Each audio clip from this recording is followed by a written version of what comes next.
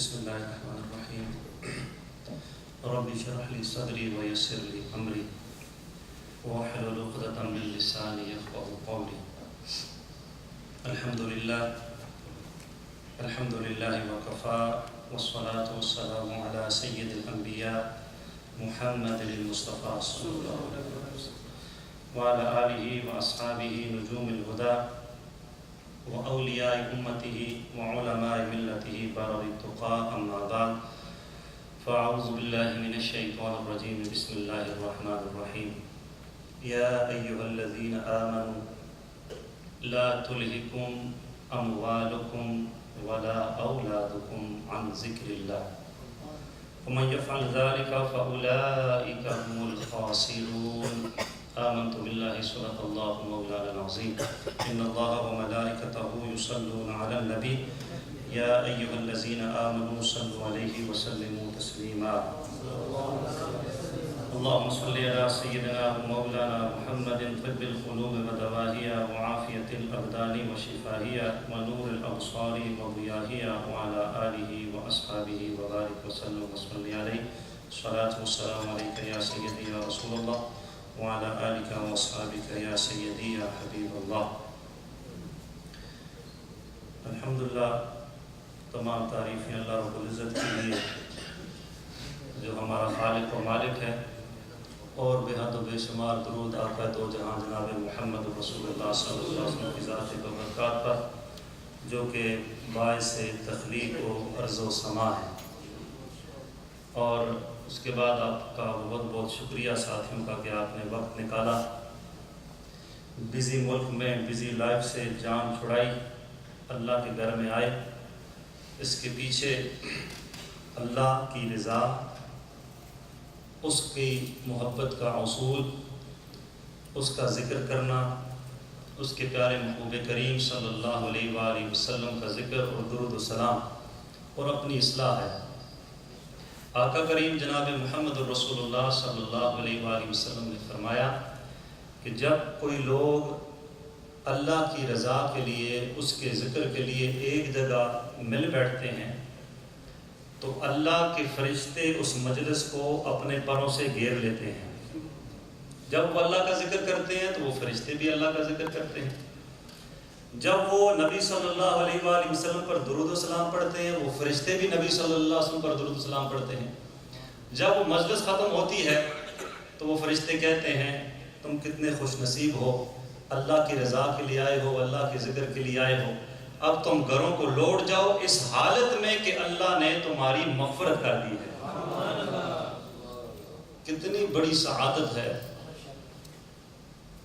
کتنی بڑی سعادت ہے.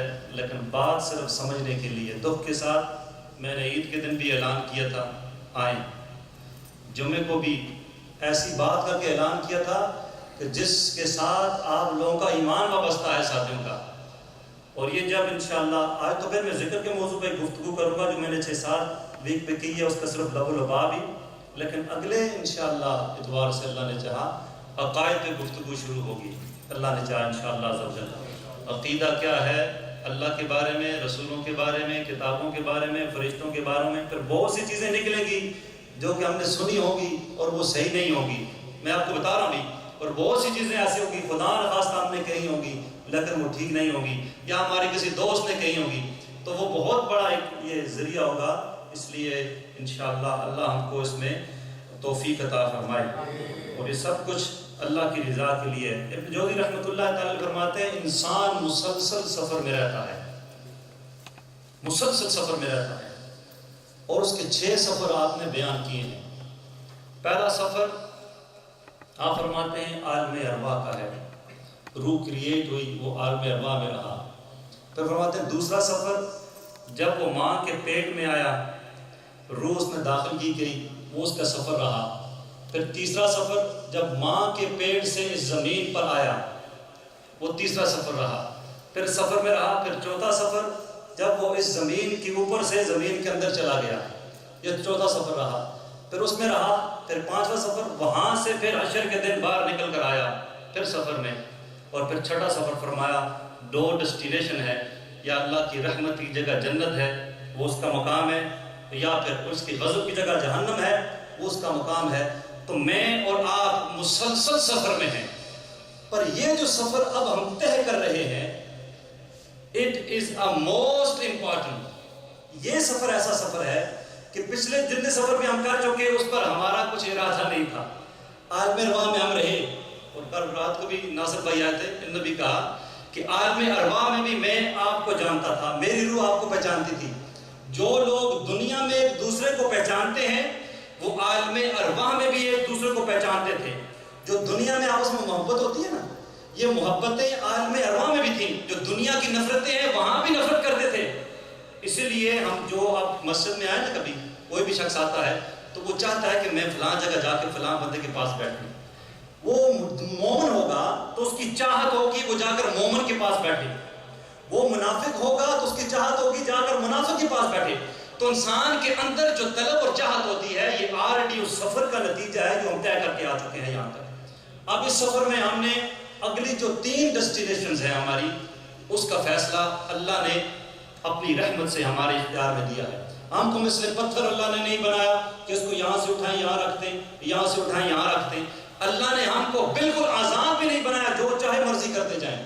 اللہ نے ہمیں کچھ اختیار بھی دیا ہے، کچھ پابندیاں بھی لگائی ہیں، اور پھر اس کے ساتھ اللہ نے رستے واضح فرما دیے ہیں، یہ رائٹ وے ہے، یہ رانگ وے ہے۔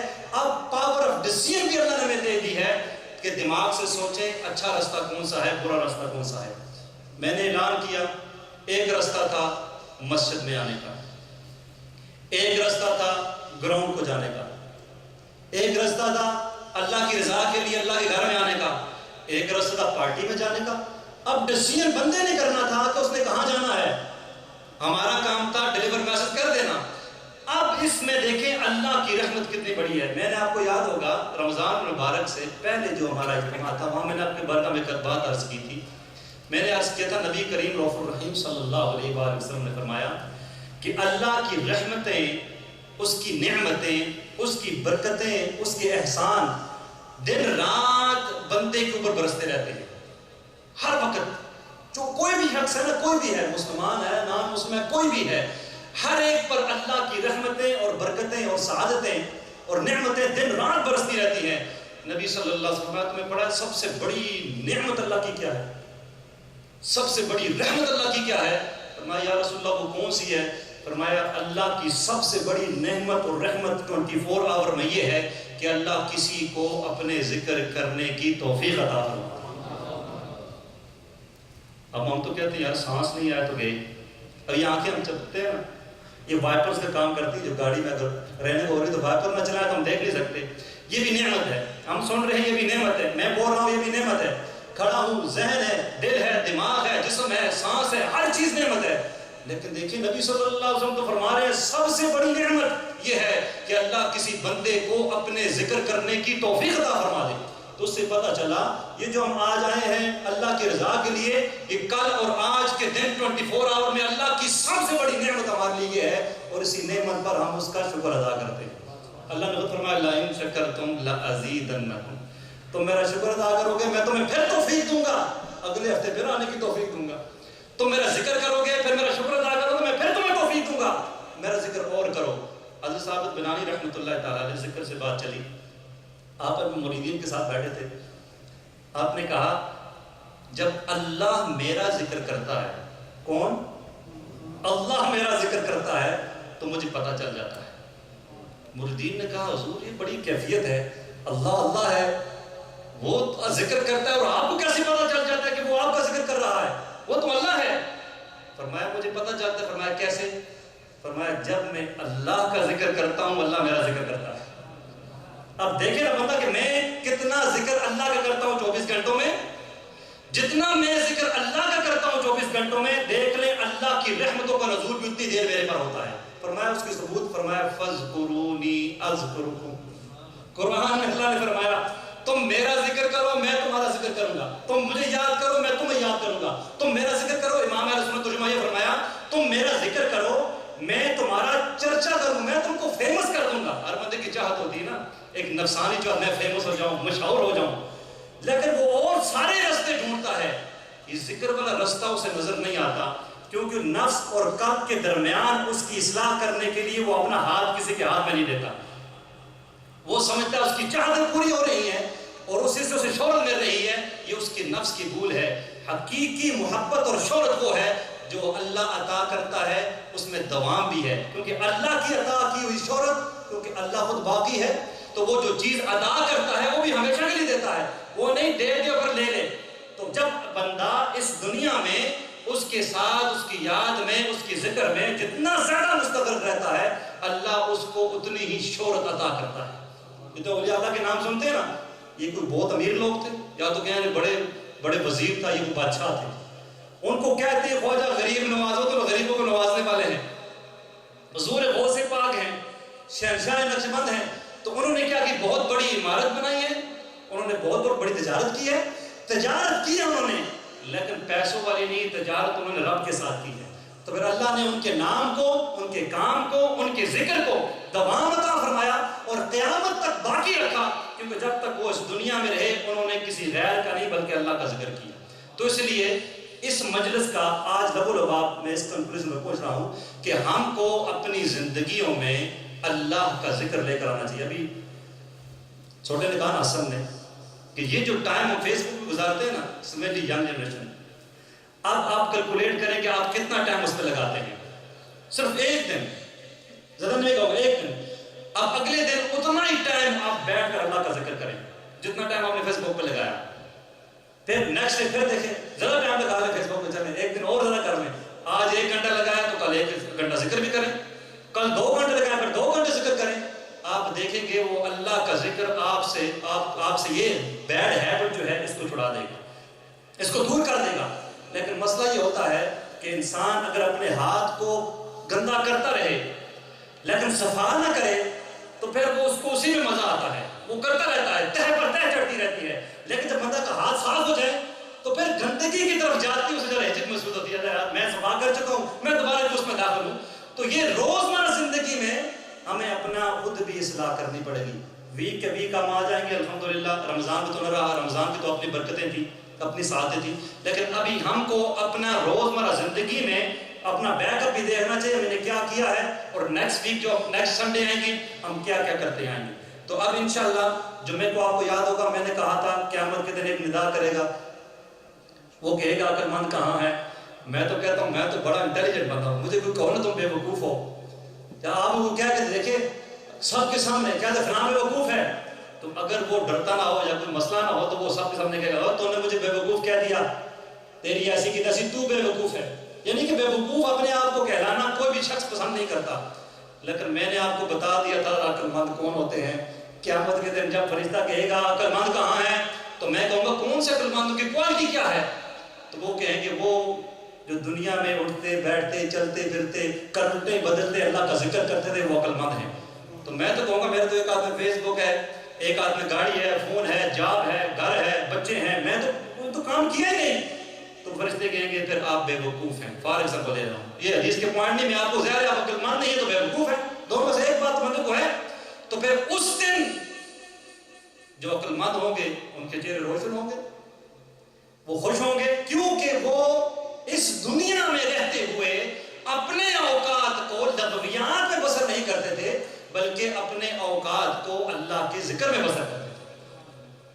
اب دیکھیں دنیا ہے نا، میں نے سفر کی بات کی، اب دنیا سے جانا بھی ہے، وہ بھی سفر ہے. حضرت داؤد طائی رحمۃ اللہ تعالی علیہ آپ کا بہت بڑا مقام ہے.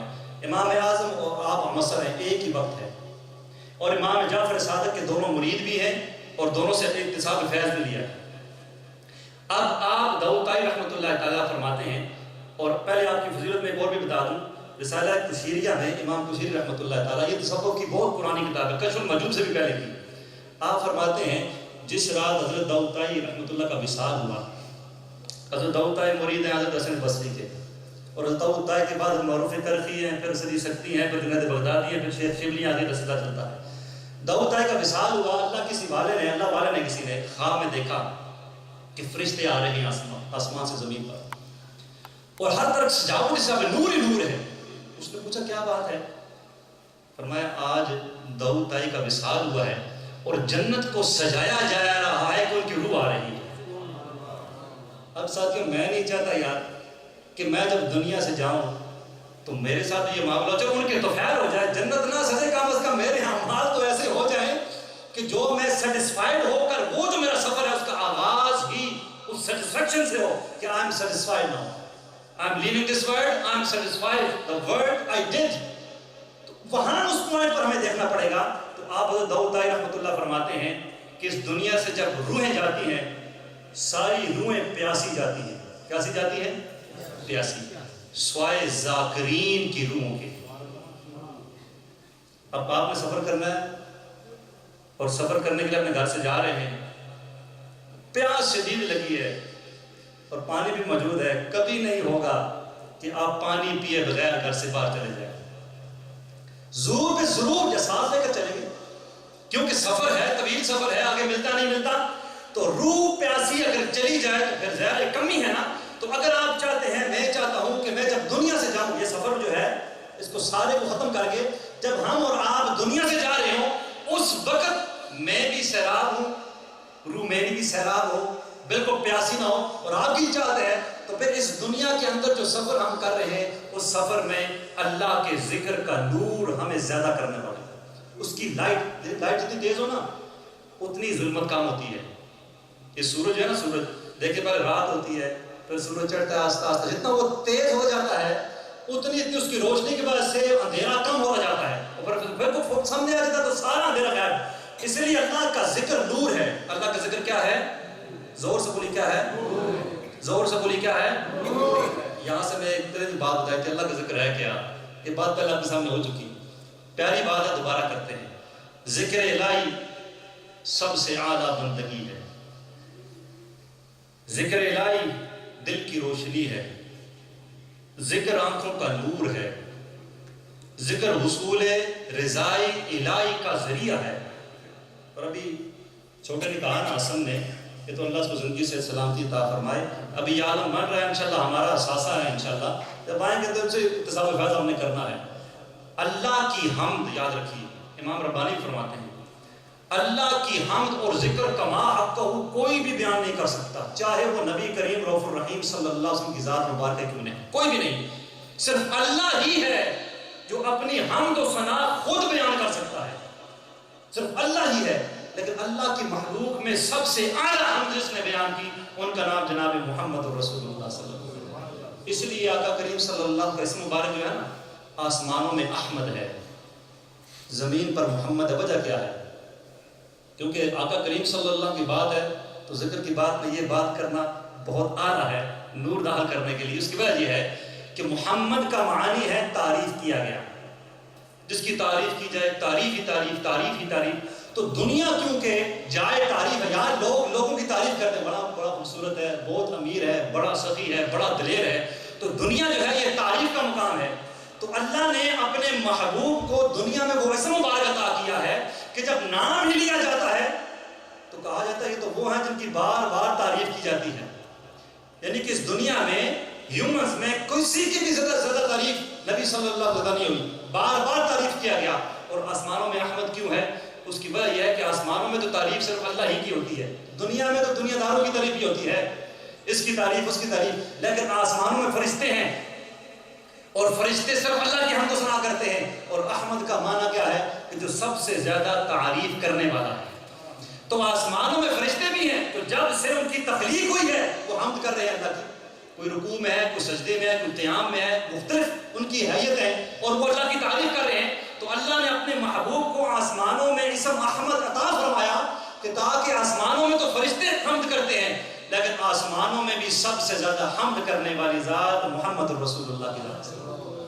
تو یہاں فرمایا ذکر الہی جو ہے وہ اللہ کی رضا حاصل کرنے کا ذریعہ ہے. ذکر آئینہ مسلمانی ہے، ذکر دل کی فرحت اور سرور ہے، ذکر حلاوت ایمان ہے، ذکر حب الہی کا خزانہ ہے، ذکر اسلام کی روح ہے، ذکر مومن کی معراج ہے. معراج ہے جو بلندی ہوتی ہے نا، بلندی دنیا داری کی بلندی کوئی بھی اس کو نہیں پہنچتا. یاد رکھیے حب الدنیا رأس کل خطیہ، نبی صلی اللہ علیہ وسلم فرمایا دنیا کی محبت ہر برائی کی جڑ ہے. اب دنیا ہے کیا؟ ہم دنیا سمجھتے ہیں کہ وہ امیری ہونا دنیا ہے، پیسہ ہونا دنیا ہے. لیکن بہت دنیا کا اصول، دنیا دنیا دنیا، ہر وہ چیز دنیا ہے. جلد رومی رحمۃ اللہ فرماتے ہیں ہر وہ چیز دنیا ہے جو تمہیں اللہ کے قریب ہونے سے روک دے، چاہے وہ آپ کی ذات ہی کیوں نہیں ہے، آپ کا بیٹا ہی کیوں نہیں، آپ کی بیٹی کیوں نہیں، آپ کا جاب کیوں نہیں، آپ کی گیم کیوں نہیں، آپ کا فون کیوں نہیں، آپ کا کاروبار کیوں نہیں. جو چیز آپ کو اللہ کا قرب حاصل کرنے میں رکاوٹ بنے گی وہ کیا ہے؟ دنیا ہے. شروع میں نے کہا نا یا ایھا الذین آمنوا لا تلہکم اموالکم ولا اولادکم عن ذکر اللہ. تو وہ اسی میں بیان ہے، اے ایمان والو کہیں تمہیں غافل نہ کر دے تمہارے مال اور تمہاری اولاد، کس سے؟ عن ذکر اللہ، اللہ کے ذکر سے. تو اللہ نے ساتھ تنبیہ فرمائی یفعل ذلک، اگر ایسا کر دیا تو وہی لوگ خسارے میں ہیں. سکسیسفل لائف ایک میں چاہتا ہوں، ایک رب ہم سے چاہتا ہے اس کی کہ کس طریقے سے میرا بندے گزارے. تو اگر ہم چاہتے ہیں کامیاب لائف تو اس میں ہمیں اللہ کا ذکر کا نور داخل کرنا پڑے گا. ذکر دکھوں کا مداوا ہے، ذکر مردہ دلوں کی زندگی ہے. کس کی زندگی ہے؟ مردہ دلوں کی. یہاں پر آقا کریم رؤوف الرحیم صلی اللہ علیہ وسلم فرمان میں آپ کے سامنے پیش کرتا ہوں. ایک تو ہم کہتے ہیں نا زندہ اور مردہ. زندہ کسے کہتے ہیں؟ جو سانس لے رہا ہو، بات چیت کر رہا ہو، دل کی دھڑکن چل رہی ہے اور پھر یہ زندہ ہے. اور مردہ کسے کہیں گے؟ جو کہ سانس نہیں چل رہا، دل کی دھڑکن بند ہے، وہ مردہ ہے. آئیے آقا کریم رؤوف الرحیم صلی اللہ علیہ وسلم کی بارگاہ میں ہم عرض کرتے ہیں کہ آپ کی نگاہ نگاہ کرم ہے، آپ کی نگاہ نگاہ رحمت ہے. اس نگاہ رحمت میں زندہ کون اور مردہ کون ہے؟ ایک تو ہم کہتے ہیں میری نگاہ میری سوچ ہے. نبی صلی اللہ علیہ وسلم کی نگاہ رحمت اٹھ گئی جس طرف دم میں دم آ گیا، اس نگاہ عنایت پہ لاکھوں سلام. اٹھ گئی جب تیری جانب وہ کرم لالی نظر، خود وہاں پھر تو تیرے وارے نیارے ہوں گے. اس نگاہ رحمت سے پوچھتے ہیں اے رسول کریم صلی اللہ علیہ وسلم آپ فرمائیں زندہ کون ہے، مردہ کون ہے؟ عن ابی موسیٰ قال رسول اللہ صلی اللہ علیہ وسلم مثل الذی یذکر ربہ والذی لا یذکر مثل الحی والمیت. جو اللہ کا ذکر کرتا ہے اور جو اللہ کا ذکر نہیں کرتا اس کی مثال زندہ اور مردہ کی سی ہے. اب کس نے ڈسین کیا؟ جن کو اللہ نے علم عطا فرمایا، اس علم کی باعث آپ نے ڈسین کیا. ایک ہمارا ڈسین تھا، ایک نبی صلی اللہ علیہ وسلم کا ڈسین ہے. وہاں بن منبہ رحمۃ اللہ تعالیٰ تابعی بزرگ ہیں، آپ فرماتے ہیں مجھے بڑا افسوس ہوتا ہے ان لوگوں پر کہ جو جان مردہ ہو جائے اس پر تو روتے ہیں، گریہ گزاری کرتے ہیں. جسم مردہ ہو جائے اس پر تو وہ گریہ گزاری کرتے ہیں، لیکن اگر قلب ان کا مردہ ہو جائے اس پر وہ روتے نہیں. مجھے تعجب ہے ان لوگوں پر. تو یہی بات ہوئی نا کہ قلب کو زندہ کرنا، قلب کی روح اس میں داخل کرنا، اس کا نور اس کو زندہ کرنا، یہ اللہ کا ذکر ہے. ذکر دل کی بیماریوں کا علاج ہے، ذکر رہنمائے جنت ہے، ذکر اللہ سے دوستی ہے. کیا آپ نہیں چاہتے اللہ سے دوستی ہو جائے؟ وہ دوستی مضبوط ہو، وہ دوستی ہمیشہ رہے. ذکر اس کا ذریعہ ہے. ذکر نوائے شوق کا بیتاب ترانہ ہے. ذکر زندگی کی مہک ہے. ذکر قلب و نظر کی آواز ہے. ذکر باغ بہشت کا پروانہ ہے. ذکر طالبوں کی فریاد ہے. ذکر اسرار فقر ہے. ذکر شراب معرفت ہے. ذکر انسانی ضمیر کی آواز ہے. اور ذکر ایسی دولت ہے جسے پا کر انسان بے نیاز ہو جاتا ہے. لیکن پائے تو صحیح، طلب تو کرے، کوشش تو کرے. اس کوشش کے لیے ہی ہم کوشش کر رہے ہیں، اس کوشش کے لیے ہم کوشش کر رہے ہیں تاکہ یہ اللہ کے ذکر کا جو نور ہے ایوری ڈیلی بیسس پر روٹین میں ہماری زندگی میں آ جائے. اس میں جو ذکر فرض ہے وہ فرض ہے، وہ کسی حالت میں نہ چھوٹے. اور اس کے بعد جو آقا کریم صلی اللہ علیہ وسلم فرمان کے برابر جو ذکر ہے وہ ذکر کی بھی ہمیں کثرت کرنی چاہیے. دن میں، رات میں، اٹھتے میں، بیٹھتے میں. تب ہم جا کے کہیں گے جب وہ اناؤنسمنٹ ہوگی کہ کہاں ہے عقل مند، تو ہم بھی اٹھ جائیں I am here, intelligent person here. سارے دیکھیں گے یار یہ تو سارے کہتے ہیں بے وقوف ہے، دیوانہ ہے، یہ ہر وقت ذکر کرتا رہتا تھا. وہ اس کو تو کاروبار بھی کم تھا دنیا میں، اس کو سارے کہتے ہیں یہ دیوانہ ہے، لیکن یہ تو اللہ کا ذکر کرتا تھا. ہم تو سمجھ رہے تھے دنیا میں ہم عقل مند ہیں. عقل مند تو یہ تھا جو اس دنیا میں دنیا گزر گئی اس میں اللہ کا ذکر کرتا رہا. تو اس دن اگر آپ کو چاہیے کہ خوش اٹھ جائیں تو آج اس دنیا والے سفر میں ہم کو کثرت کے ساتھ اللہ کا ذکر کرنا ہے انشاءاللہ. اب میں ایک دو آیات کریمہ آپ کے سامنے پیش کرنے کی سعادت حاصل کرتا ہوں، اور یہ بھی اس لیے تاکہ ہمارا تھوڑا سا ذہن بن جائے، ذہن بنانے کے لیے. اور میں یہ سمجھتا ہوں، ہر پڑھنے کی اپنی تھنکنگ ہوتی ہے، میں سمجھتا ہوں اگر یہ دو آیتیں، صرف یہ دو آیتیں، پورا قرآن پاک تو نور اللہ نور ہے، اگر صرف اور صرف یہ دو آیات ہم اپنے اوپر لاگو کر لینا اور ان کے مطابق ہم اپنے اندر سوچ پیدا کر لیں تو یقین مانے اس دنیا میں یہی نور ہے. اور یہ دو آیات پر عمل کرنا اور ان کے مطابق اپنے آپ پر امپلیمنٹ کر کے اور اس کے مطابق ان آیات کو اپنے ساتھ رکھ کر ہر وقت ہر ساعت تو پھر اپنے زندگی کی ڈیسیژن کرنا، یہ آخرت میں نور کا ذریعہ ہے. وہ کیا ہے سنیے، یہ تیسرا پارہ ہے. اللہ رب العزت فرماتا ہے،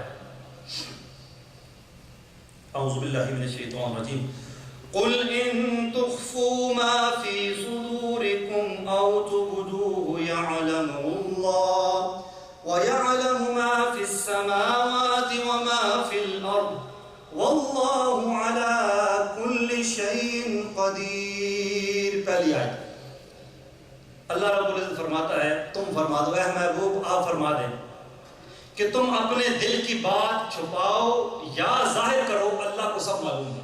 ہم یہ آپس میں جو گڑبڑیاں ہوتی ہیں ہم کہتے ہیں پتہ نہیں لگا، لیکن اگر ہم زور پر زندگی میں یہ بات کہہ لیں کہ یہ میں ظاہر اپنے کسی بھائی کو، بہن کو، دوست کو، رشتہ دار کو، اپنے کسی کسٹمر کو یہ بات تو میں غلط بیان کر رہا ہوں، لیکن جو میرے اندر دل کے اندر چھپی ہوئی ہے یہ بات رب جانتا ہے. اس کیفیت کے اندر آ کر بندہ اپنی اصلاح کرے گا نا تو پھر وہ خود بھی محفوظ ہو جائے گا اور ہر دوسرا اس کی کسی بھی برائی سے محفوظ ہو جائے گا. صرف ایک بات اگر وہ اپنے ذہن میں رکھ لیں اصلاح کے لیے، واللہ علی کل شیء قدیر، اللہ ہر چیز پر قادر ہے. درمیان میں وہ ترجمہ رہ گیا کہ اللہ جانتا ہے جو کچھ آسمانوں میں ہے اور جو کچھ زمین ہے زمین میں، اور اللہ ہر چیز پر قابو ہے، وہ قادر ہے. آگے دوسری، اب یہ تو دنیا کا معاملہ تھا نا، اب قیامت کا دن اللہ نے وہ منظر بیان کیا. اس دن کیا ہوگا، اس دن ہوگا کیا، اور جو عمل ہم آج کر رہے ہیں اگر وہ برے ہیں تو کیا ہوگا، اگر وہ عمل اچھے ہیں تو کیا ہوگا. اللہ کا کلام ہے، یوم تجد کل نفس ما عملت من خیر محضرہ وما عملت من سوء تود لو ان بینها وبینه امدا بعیدا وَيُخَذِّرُكُمُ اللَّهُ نَفْسَهُ وَاللَّهُ رَءُوفٌ بِالْعِبَادِ. ہمارے بہت سے مسائل ہیں، ان میں ایک مسئلہ یہ ہے کہ ہم قرآن ترجمے سے نہیں پڑھتے، قرآن ترجمے سے نہیں پڑھتے، بلکہ قرآن اگر پڑھ بھی لیں، صرف ترجمہ دور کی بات پڑھ بھی لیں تو ہمیں ڈیلی لائف میں اس کا نور چلتے پھرتے نظر آئے. اللہ رب العزت فرماتا ہے، اور یہاں پر اللہ رب العزت نے قیامت کے دن کا حساب کتاب بتایا. اس دن کیا ہوگا، اللہ فرماتا ہے یوم تجد کل نفس ما عملت من خیر محضرہ وما عملت من سوء. اللہ رب العزت فرماتا ہے کہ جس دن ہر شخص اپنے تمام اچھے اور برے اعمال اپنے سامنے موجود پائے گا. آج تو میرے والد صاحب پاس نہیں ہے، کوئی بات نہیں، جو مرضی کرو، مجھے کوئی دیکھ نہیں رہا، مجھے کوئی دیکھ نہیں رہا، جو مرضی کرتے پھرو، مجھے کوئی دیکھ تو نہیں رہا نا.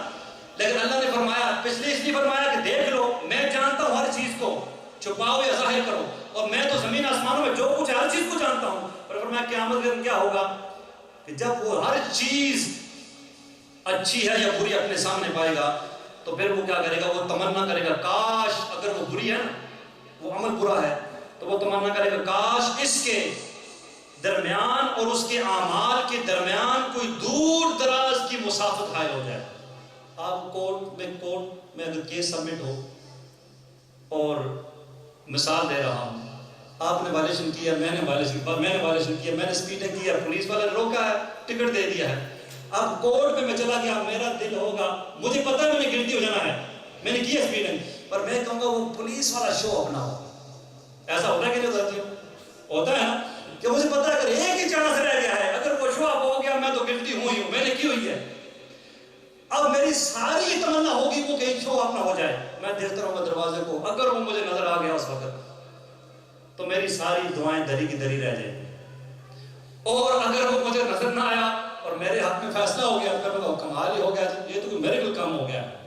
تو اللہ نے یہی بات سمجھا بھی، میں مثال دی دنیاوی طور پر، اللہ یہی بات بتا رہا ہے، سمجھا رہا ہے کہ قیامت کے دن وہ اعمال جو میں اور آپ، خدا نہ خواستہ میں اپنا ہی کہوں گا، میں برے کرتا ہوں، تو کیا ہوگا، وہ میرے سامنے آ جائیں گے۔ تو اس وقت میری یہ چاہت ہوگی کہ میرے اور ان اعمال کے درمیان ایک دور دراز مسافت ہو، یعنی میرے قریب نہ ہو۔ یہ وٹنسز ہیں، یہ وٹنسز ہیں، میں نے برا کام کیا، میں نے چوری کیا، میں نے جھوٹ بولا ہے، میں نے غیبت کی ہے، میں نے برائی کی ہے، یہ سارا میرے پاس، میرے قریب اس لیے دور ہو جائیں میرے سے۔ اس وقت میں کہوں گا، لیکن وہ کیا ہوگا اس وقت، یہ معاملہ تو ہونا نہیں ہے۔ اللہ نے کیا فرمایا؟ فرمایا دنیا میں، نے کہا اس سفر میں ہم یحذرکم اللہ نفسہ، اللہ تمہیں ڈراتا ہے۔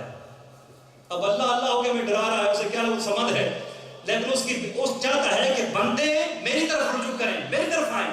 اگر وہ کوئی مس ٹریک ہو گئے ہیں، وہ غلط طرف چل پڑے ہیں، تو میری طرف آ جائیں۔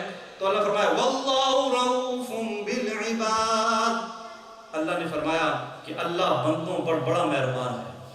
یعنی کہ اگر ہم گلٹی تو ہیں، میں بھی ہوں، گلٹی ہو چکے ہیں، لیکن اب کیا ہے، ہم نے پھر یہاں سے باہر جانا ہے۔ جب ہم باہر سے آئیں گے، یہاں پر حضرت وہب بن منبہ کے مجھے قول یاد آ گیا، آپ فرماتے ہیں کہ مومن کے لیے 3 قلعے ہوتے ہیں، فورٹ ہوتے ہیں نا 3 قلعے۔ نمبر 1 قرآن کی تلاوت، نمبر 2 اللہ کا ذکر، نمبر 3 مساجد۔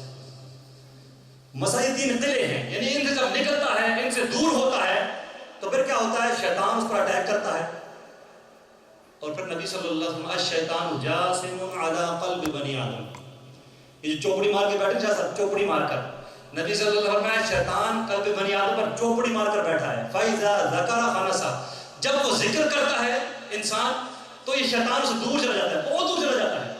وَإِذَا غَفَلَ وَسْوَسَ، لیکن جب یہ غفلت کرتا ہے تو پھر یہ آ کے اپنا کام، اپنی سونڈ جو مچھر کی طرح سونڈ نہیں ہوتی، یہ سونڈ دل میں ڈال کر وسوسے ڈالتا ہے برائیوں کی طرف، اور برائیاں اس کو اچھی طرح سے پیش کرتا ہے، تو پھر انسان مس ٹریک ہو جاتا ہے۔ اس لیے علماء فرماتے ہیں کہ پہلے ذکر سے دوری ہوتی ہے، پھر شیطان کی آمد ہوتی ہے۔ تو جو بندہ ذاکر ہوتا ہے تو ذکر کے نور کی وجہ سے، ذکر کی لائٹ کی وجہ سے شیطان کے مکر و فریب سے اللہ اس کی حفاظت فرماتا ہے۔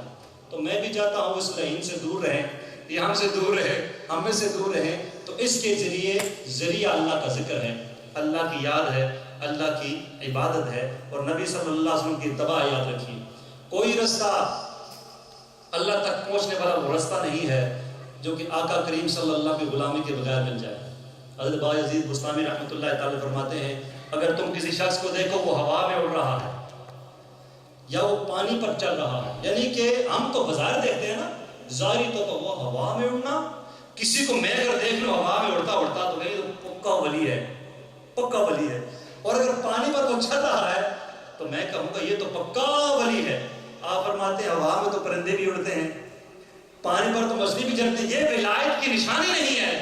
آپ فرماتے تمہیں اسے دیکھنا پڑے گا کہ آقا کریم صلی اللہ علیہ وسلم کے ساتھ کتنی مطابقت کرتا ہے، آپ کی اتباع کتنی کرتا ہے، آپ کے پیچھے پیچھے کتنا چلتا ہے۔ اگر تو چلتا ہے تو پھر یہ ولی ہے، اس کا اڑنا بھی اچھا، اس کا پانی پر چلنا بھی اچھا۔ اور اگر یہ دونوں کام نہیں پر یہ استدراج ہے، یہ کوئی اور چیز ہے، کیونکہ نبی صلی اللہ علیہ وسلم کی سنگت اس کو نہیں ہے، نبی صلی اللہ علیہ وسلم فیض کو نہیں ہے، اس کے پاس جو قوت و طاقت ہے یہ آقا کریم صلی اللہ کو فیضان کا حصہ نہیں ملا اس کو، بلکہ یہ استدراج ہے، یہ تو شیطانی قوت سے اڑ رہا ہے اور پانی پر چل رہا ہے۔ تو اس لیے آقا کریم صلی اللہ کو دامن کرم یہ تھامنا ہے، اور پھر آپ کے بتائے ہوئے رستے پر چلنا ہے، اور پھر رب کی رحمت سے امید کرنی ہے کہ اسی نبی کریم صلی اللہ کے وسیلے سے ہمارے گناہوں کو معاف فرمائے، نیکیوں کو قبول فرمائے، اور ہمیں اپنی بارگاہ میں قبول و منظور فرمائے۔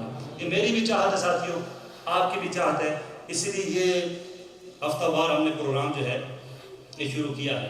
اور میں تو کہا تھا جب تک ہوں یہاں پر، یہ زندگی ہے انشاءاللہ، چاہے 2 بندے سامنے بیٹھے ہوں، جب ایک ہی بٹھا لوں گا، اپنے بیٹے کو بٹھا لوں گا، لیکن اس پروگرام کو چھوڑنا نہیں ہے، یہاں بٹھا کر اس کو نہ بھی سمجھائے بتا دوں گا، کیونکہ یہ میرا ایک فرض بنتا ہے، اور یہ میرا ایک فرض بنتا ہے، محبت کا ایک رشتہ بھی ہے۔ اور نیکسٹ اتوار کو میں نے کہا انشاءاللہ عقائد پہ گفتگو ہوگی۔ یہ آج کل آپ باہر دیکھیں گے بڑے وہ پھرتے ٹرتے لوگ آپ کو ملیں گے، اسپیشلی نئے بچوں کو قابو کرنے کے لیے۔ یہ تقلید کیا ہوتی ہے؟ کسی کو مطلب پتہ ہے نا، کسی اہل سنت کو، حنفی کو 50-60 سال عمر تقلید کے معنی کیا ہیں. کوئی بندہ ہو کہ بخاری شریف کو اٹھا کے لے آئے گا، بندے تو بخاری شریف ماشاءاللہ بخاری شریف ایسا یہ لکھا ہے، نبی صلی اللہ علیہ وسلم رفع یدین کرتے ہیں، آپ تو نہیں کرتے مسجد گلزار مدینہ میں. تو بندہ کیا جواب دے اس کو؟ بخاری شریف کا بندہ نکالے تو ہو نہیں سکتا. تو یہ ٹریپ کرتے ہیں بخاری شریف کا صرف بتا کر، ایک حدیث بتا کر یہ ٹریپ لگایا انہوں نے تاکہ ہم کو اور کوئی بہت سے لوگ، میں مجھے خود کے ہی جاننے والے اس ٹریپ میں آ کر اس طرف چلے گئے. وہ تقلید سے بھی گئے، وہ بد مذہب ہو گئے، وہ اہل سنت والجماعت سے بھی گئے. یاد رکھیے جو چاروں امام ہیں نا، امام اعظم ابو حنیفہ، امام شافعی، امام مالک، امام احمد بن حنبل، ان کے جتنے مقلد ہیں وہ اہل سنت ہیں. جو ان کے مقلد نہیں وہ اہل سنت نہیں. یاد رکھیے جو تقلید نہیں کرتا نا، خود یا تو وہ خود مجتہد ہے. اب مجتہد کسی کہہ دے گا، یہ سب کچھ بیان ہوگا انشاءاللہ. اللہ نے کہا آہستہ آہستہ ساری چیزیں آپ کو میں گول گول کر پلاؤں گا. اور پھر میں تو اتنی انگلش نہیں آتی کہ میں ٹرانسلیٹ کر کے بچوں کو بتاؤں مجتہد کو اب انگلش میں کیا کہتے ہیں، مجھے کہاں سے ورڈ نظر آئے گا، ڈکشنری میں نہیں ملے گا آپ کو، کیونکہ یہ اردو کے ورڈ ہے، عربی کے ورڈ ہے، فارسی کے ورڈ ہے. تو انشاءاللہ پھر آپ کا کام ہے کہ آپ گھر جا کر ان کو بتائیں اگر ان کو سمجھ نہیں آئے. لیکن اس کے بعد اگر کسی کو بھی سمجھ کسی بات کی نہ آئے گی انشاءاللہ تو میں یہاں موجود ہوں گا. تھوڑی بہت میں گزارا کر لیتا ہوں. وہ الگ بات ہے اسپیچنگ اسکل اتنی نہیں ہے کہ میں بالکل سارے کا سارا بیان جو ہے وہ انگلش میں دیا کروں. بہرحال اظہر بھائی ہمارے پاس موجود ہیں، ان سے میں رابطہ کر کے اسی موضوع کے مطابق ہی ہم بیان کریں گے. نیکسٹ جمعے سے انشاءاللہ عز و جل جو ایمان مفصل ہے اس کا پہلا حصہ آمنت باللہ. کیا ہے پہلا حصہ؟ زور سے بولے آمنت باللہ. آمنت باللہ کی ڈیٹیل میں نے یاد کر لی، ایمان مفصل ساری کی ساری میں نے بچے کو بھی رٹا دی، یاد کر دی. آمنت باللہ کی ڈیٹیل، اللہ پر ایمان ایک ایسا ایمان ہے. کیا شرک کی کتنی اقسام ہے؟ شرک فی العبادہ ہے، شرک فی الذات ہے، شرک فی الصفات ہے. آپ کو کہتے ہیں کہ مطلب یہ آپ قبور پر چلے جاتے ہیں، آپ شرک کرتے ہیں. آپ نے ولی اللہ کے مزار پر جا کر یا غوث اعظم المدد آپ شرک کر دیا. آپ کیا جواب دیں گے ان کو؟